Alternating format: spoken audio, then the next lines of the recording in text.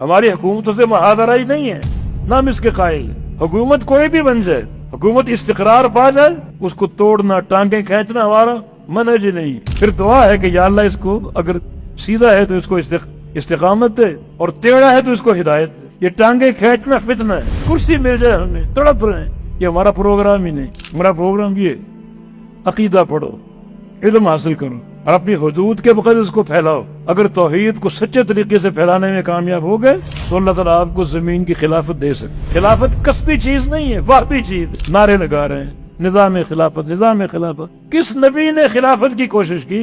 نبی زمین پر آیا، بھیجا گیا ہے، تو نبی کا مطالبہ کیا تھا کہ یا اللہ میرا اقتدار قائم کر دے، میری خلافت قائم کر دے؟ نہیں، اس کا مشن، اس کا آغاز قولوا لا الہ الا اللہ، تربیت، تعلیم اور تصفیہ۔ نبی علیہ السلام کو اقتدار پیش کیا گیا مکہ میں، آپ سب جانتے ہیں۔ اس دعوت کو چھوڑ، دعوت توحید کو چھوڑ دو، بلکہ بعد میں اور نیچے اترے کہ اللہ کی توحید بیان کرو، ہمارے بتوں پر تنقید نہ کرو۔ یہاں آ کر سمجھوتا کر لو، نہیں سمجھوتا۔ اگر یہ غلبہ اور اقتدار یہ نظام قائم کرنے کی کلید ہے تو قبول کر لیتے، لیکن نہیں۔ اگر وعدے کے تحت قبول کرتے، کسی ایک بت کی آپ ایک انگلی کاٹ سکتے، وعدہ نہیں کیا، جدوجہد قولوا لا الہ کی بنیاد پر، اور آج مکہ فتح ہو گیا، تلوار آپ کے ہاتھ میں ہے اور 360 بتوں کی گردنیں اڑا۔ ایسا نہ ہوتا تو ایک انگلی کسی کاٹ سکتے؟ یہ وہابی چیز ہے، کسبی چیز نہیں ہے۔ اس کو ووٹوں سے مت خریدو، یہ وہابی چیز۔ اور وہاب اللہ کب عطا کرتا ہے؟ جب اس قابل ہو جائے۔ اس قابل کیسے بننا ہے؟ ایسی جماعت کی تیاری جو کام کرے قولوا لا الہ الا اللہ کی بنیاد پر۔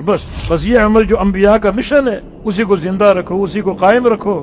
اللہ تعالیٰ جب اس دعوت کو پھیلا دے اس کی توفیق سے، تو اللہ ایسی جماعت کو اقتدار دے گا جو واقعتاً اس کے اہل ہو۔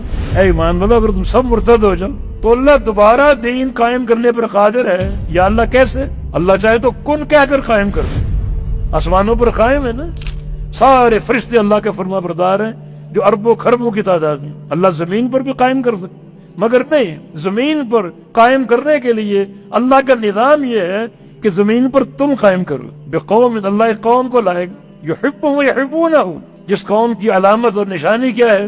اس قوم کو اللہ سے محبت ہوگی اور اللہ کو اس قوم سے محبت ہوگی۔ وہ قوم اقتدار پر قائم ہوگی، وہ قوم اصلاح کا کام کرے گی، وہ قوم جو اللہ کی طرف سے صحیح ایک نمائندہ اور خلافت کی اقدار ہوگی، جس کو اللہ سے محبت ہو اور اللہ کو اس سے